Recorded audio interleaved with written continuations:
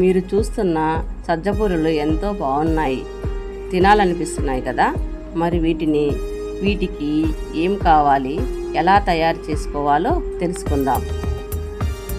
మాకు 2 కేజీల సజ్జలు ఆర్డర్స్ ఉన్నాయి కాబట్టి మేము తయారు చేస్తున్నాం.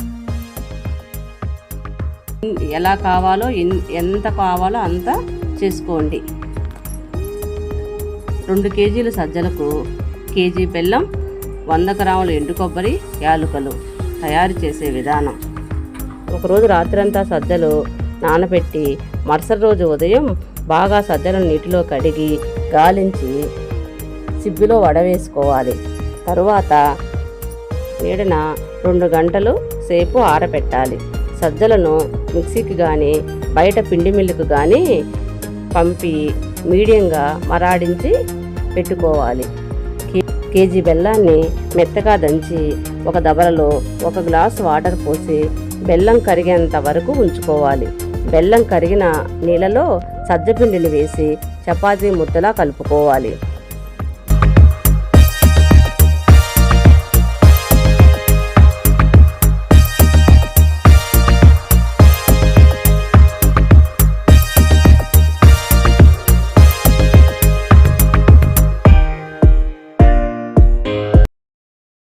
శుభ్రంగా ఉండే క్లాత్ను